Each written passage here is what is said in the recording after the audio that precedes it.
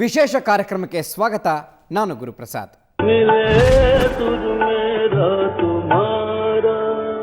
ಹಿಂದೂಸ್ತಾನಿ ಸಂಗೀತದ ಮೊಟ್ಟ ಮೊದಲ ಸೂಪರ್ ಸ್ಟಾರ್ ಭೀಮಸೇನ್ ಜೋಶಿಯವರ ಬಗ್ಗೆ ಲೆಕ್ಕವಿಲ್ಲದಷ್ಟು ಪುಸ್ತಕಗಳು ಬಂದು ಹೋಗಿವೆ. ಅವುಗಳೆಲ್ಲ ಅವರನ್ನು ಹಾಡಿ ಹೊಗಳುವಂಥವೆ.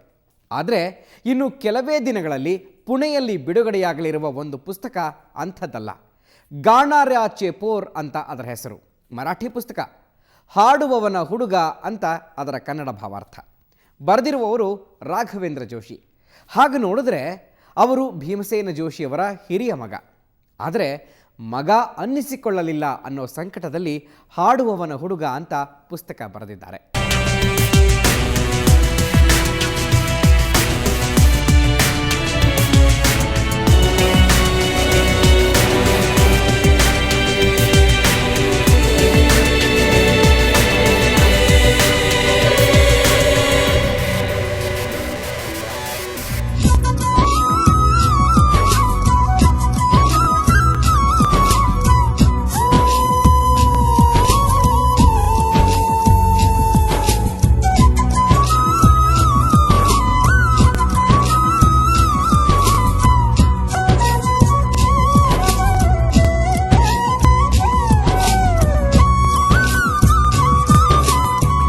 ಒಂದು ಕಾಲದಲ್ಲಿ ಭಾರತದ ಸಾಂಸ್ಕೃತಿಕ ರಾಜಧಾನಿ ಇದು.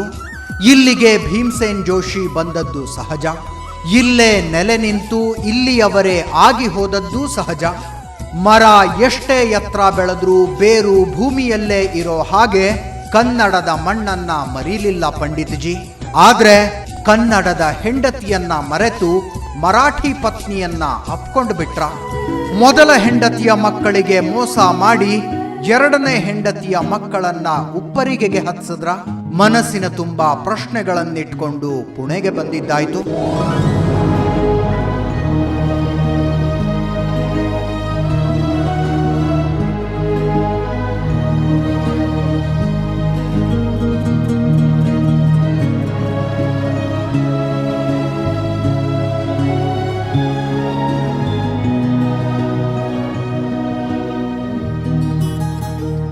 ಇಲ್ಲಿ ಪುಣೆ ಹೊರವಲಯದ ಧಾರಾವಿ ಗಾಂವ್ನ ಗಣೇಶ್ ನಗರದಲ್ಲಿ ಅವರಿರ್ತಾರೆ. ರಾಘವೇಂದ್ರ ಜೋಶಿ ಭೀಮಸೇನ ಜೋಶಿಯವರ ಮೊದಲ ಮಗ. ಈಗ ಕೋರ್ಟ್ ಮೆಟ್ಟಿಲು ಹತ್ತಿರೋರು. ಭಾಗ್ಯಶ್ರೀ ಅನ್ನೋದು ಅವರ ಮನೆ ಹೆಸರು. ಇದು ರಾಘವೇಂದ್ರ ಜೋಶಿಯವರ ನೆಚ್ಚಿನ ರಾಗ. ಸಂಗೀತ ಅನ್ನೋದು ಸಹಜವಾಗಿ ಇವರ ರಕ್ತದಲ್ಲಿದೆ. ಸಕಲ ಪಾಲನ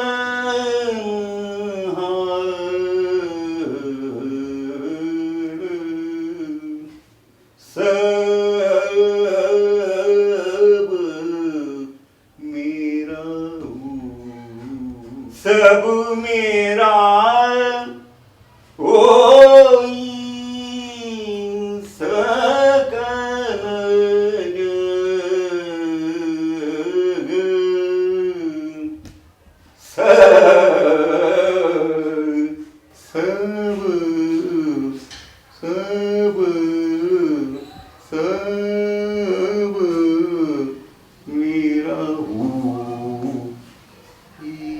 ಹಾಡ್ತಿದ್ರೆ ಮಾತ್ರ ಅಲ್ಲ, ಸುಮ್ಮನೆ ಕುಳಿತು ಮಾತಾಡ್ತಿದ್ದಾಗ್ಲೂ ಭೀಮಸೇನ ಜೋಶಿಯವರ ಹೋಲಿಕೆ ಕಾಣಿಸುತ್ತೆ ರಾಘವೇಂದ್ರ ಜೋಶಿಯವರಲ್ಲಿ. ಅಪ್ಪ ಬರೆದಿಟ್ಟಿರೋ ವಿಲ್ನಲ್ಲಿ ನಾನು ಸುನಂದ ಜೊತೆ ಕೆಲವೇ ತಿಂಗಳು ಸಂಸಾರ ಮಾಡಿದೆ ಅಂತ ಬಂದಿರದಿದ್ರೆ ನನಗೆ ಇಷ್ಟು ಬೇಜಾರಾಗ್ತಿರ್ಲಿಲ್ಲ ಅಂತಾನೆ ಮಾತು ಶುರು ಮಾಡಿದ್ರು. ಸುನಂದ ಅಂದ್ರೆ ಇವರ ತಾಯಿ, ಭೀಮಸೇನ್ ಜೋಶಿಯವರ ಮೊದಲ ಹೆಂಡತಿ.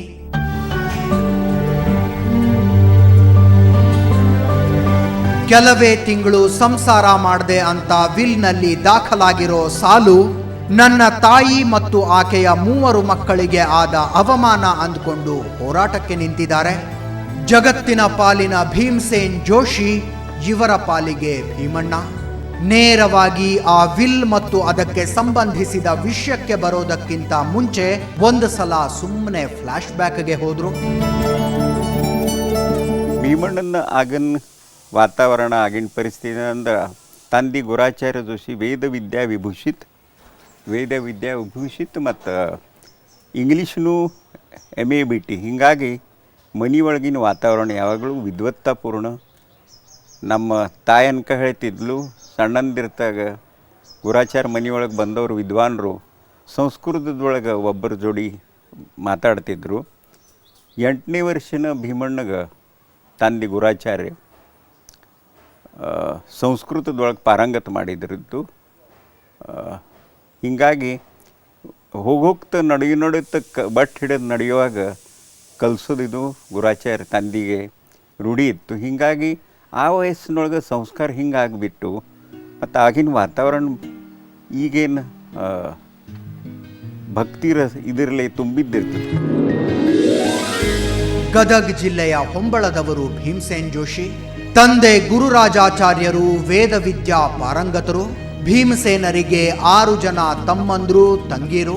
ಚಿಕ್ಕಂದಿನಲ್ಲೇ ಸೋದರ ಮಾವ ಅಚ್ಯುತಾಚಾರ್ಯ ಕಟ್ಟಿಯವರ ಸಂಪರ್ಕಕ್ಕೆ ಬಂದು ಹಾಡು ನಾಟಕಗಳ ಹುಚ್ಚು ಹತ್ತಿತ್ತು ಇವರಿಗೆ.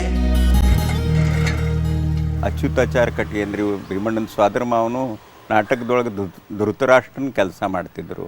ಹೀಗಾಗಿ ಇದು ಸೋದರ ಮಾವ ಮತ್ತು ಭೀಮಣ್ಣ ಇದು ಗೋತ್ರ ಭಾಳ ಪಕ್ಕ ಆಗಿತ್ತು, ಭಾಳ ಪ್ರೀತಿ ಇರ್ತಿತ್ತು.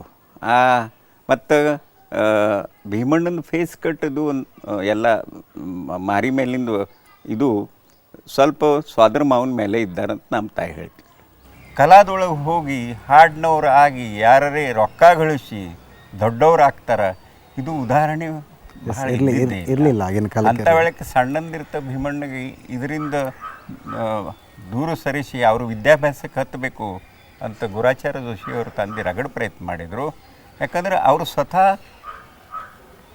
ವೇದವಿದ್ಯಾ ವಿಭೂಷಿತ ಪಂಡಿತಿದ್ರು, MA ಇಂಗ್ಲೀಷ್ ಇದ್ದರು.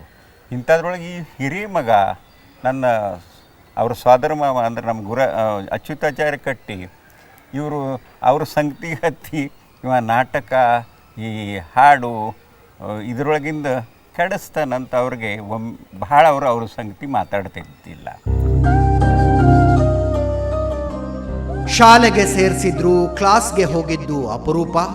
ಎಲ್ಲಿ ಕರೀಂ ಖಾನ್ರಂಥ ಹಿಂದೂಸ್ತಾನಿ ಸಂಗೀತಗಾರರ ರೆಕಾರ್ಡಿಂಗ್ ಪ್ಲೇ ಮಾಡ್ತಿರ್ತಾರೋ ಅಲ್ಲಿ ಕೇಳ್ತಾ ಕುಳಿತು ಬಿಡ್ತಿದ್ರಂತೆ. ಸ್ನಾನ ಬಾಕಿ ಎಲ್ಲ ಉಪಚಾರ ಮಾಡಿಕೊಂಡು ಅಳ್ಳಿಟ್ಟು ಅಥವಾ ಏನು ಬ್ರೇಕ್ಫಾಸ್ಟಿಗೆ ಸಿಗ್ತದೆ ಅಷ್ಟು ತೊಗೊಂಡು ಹೊರಗೇನು ಬೀಳ್ತಿದ್ರು, ಅವ್ರ ಮನಸ್ಸಿದ್ರೆ ಸಾಲಿಗೆ ಹೋಗ್ತಿದ್ರು. ಇಲ್ಲಿದ್ರೆ ಎಲ್ಲಿ ಅಬ್ದುಲ್ ಕರೀಂ ಖಾನ್ ಸಾಹೇಬ್ ಅವರು ರೆಕಾರ್ಡ್ ಕೇಳಿ ಸಿಗ್ತಿದ್ರು, ಆ ಹೋಟೆಲ್ದೊಳಗರೆ ಹೋಗೋದು.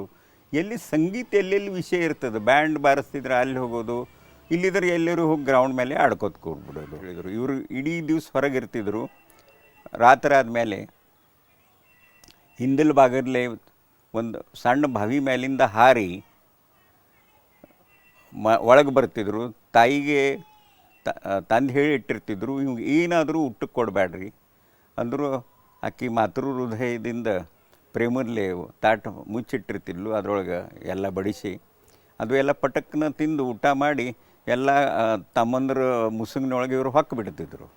ಹೀಗೆಲ್ಲ ಆಗುವಾಗ ಒಮ್ಮೆನಾತು ಇವರು ಪ್ರೋಗ್ರೆಸ್ ರಿಪೋರ್ಟು ಗುರಾಚಾರ್ಯ ಜೋಶಿಯವರ ಕೈಯೊಳಗೆ ಬಂತು. ಎಲ್ಲ ವಿಷಯದೊಳಗೆ 0 ಮಾರ್ಕ್ ಇದ್ದವು. ನಿಧಾನ ಹೋಗಿ ಅಲ್ಲಿ ಶಾಲೆಯೊಳಗೆ ಹೋಗಿ ಅಟೆಂಡ್ ಮಾಡಿದ್ರೆ ನಿಮಗೇನಾರೇ ಮಾರ್ಕ್ ಸಿಗ್ತಿದ್ವು. ಇವರು ಹೋಗಿದ್ದೇ ಇಲ್ಲ. ಹೀಗಾಗಿ ಅದು ಎಲ್ಲ ಪರಿಸ್ಥಿತಿ ನಿರ್ಮಾಣ ಆಗಿತ್ತು. ಅದು ನೋಡಿದ ಮೇಲೆ ಮತ್ತು ನಮ್ಮ ತಂದೆ ಸಿಟ್ಟು ಬೆಂಕಿ ಆದರು. ಅವತ್ತಿನ ರಾತ್ರಿ ಭೀಮಣ್ಣಗೆ ಹಿಡ್ಕೊಂಡು ನನ್ನ ಮುಂದೆ ತರ್ರಿ ಅಂತ ಹೇಳಿದರು. ಇವರು ಅವ್ನು ಹಿಡ್ಕೊಂಡು ಬರಲಿದ್ರೆ ನಿಮ್ಮನ್ನ ಹೊಡಿತೀನಿ. ಇದು ತಂದೆ ಎಲ್ಲ ಹಿಂದಿನ ತಮ್ಮಂದ್ರಿಗೆ ಹೇಳಿದ ಕೂಡಲೇ ಎಲ್ಲರೂ ಇವನ್ನ ಹಿಡ್ಕೊಂಡು ತಂದೆ ಮುಂದೆ ನಿಂದಿರಿಸಿದರು. ತಂದೆ ಗುರಾಚಾರ್ಯ ಹೊಡಿಲಿಕ್ಕೆ ಶುರು ಮಾಡಿದರು ಬೆನ್ನ ಮೇಲೆ. ಇವರು ತಮ್ಮ ಕೈ ಫೋಲ್ಡ್ ಮಾಡಿ ವಿವೇಕಾನಂದ ಸ್ಟ್ಯಾಚ್ಯೂದ ಹಂಗೆ ನಿಂತುಬಿಟ್ರು. ಕಣ್ಣಾಗಿಂದ ನೀರಿನ ಹನಿ ಇಲ್ಲ, ಬಾಯಾಗಿಂದ ಒಂದು ಶಬ್ದ ಇಲ್ಲ. 15-20 ಮಿನಿಟ್ ಹಿಂಗೆ ಒಂದ್ರ ಹಿಂದೆ ಒಂದು ಪೇಟ್ ಬೀಳಲಿಕ್ಕೆ ಹತ್ತಿದ ಮೇಲೆ ರಮಾಬಾಯಿ ನಡು ಬಿದ್ದು ಬಿಡಿಸ್ಲಿಕ್ಕೆ ಹೋದರು. ಅವ್ರಿಗೂ ಒಂದು ಮುಲಿಯೊಳಗೆ ಗುರಾಚಾರ್ಯ ಜೋಶಿಯವರು ನುಗ್ಸಿದ್ದು ಬಿಟ್ಟರು. ಕಡೆಗೆ ತಾವ ಸೋತರು ಹೊಡೆದು. ಮತ್ತು ಒಂದೇ ಶಬ್ದ ಕೇಳಿದರು, ಇನ್ನು ಮುಂದೆ ನೀ ಆಯುಷ್ಯದೊಳಗೆ ಏನು ಮಾಡಾವಿದ್ಯಪ್ಪ.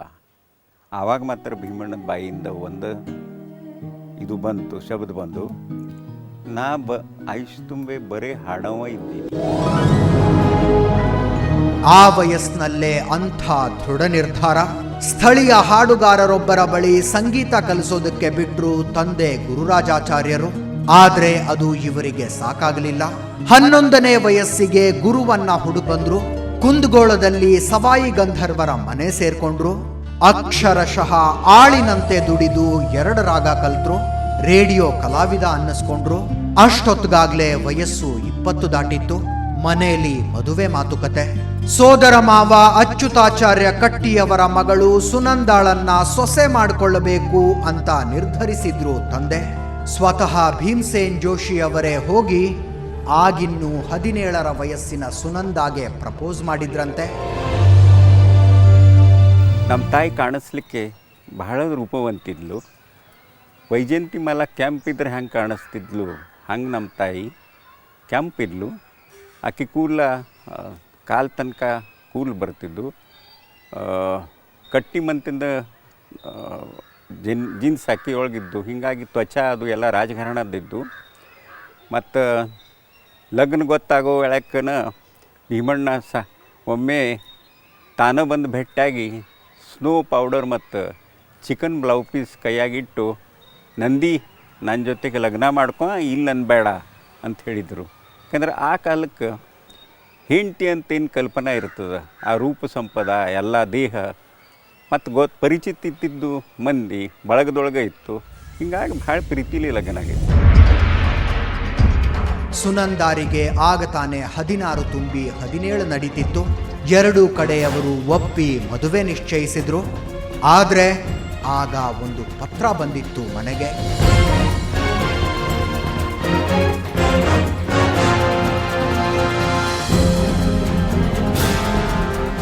ಒಂದು ಪೋಸ್ಟ್ ಕಾರ್ಡ್ ಅದು.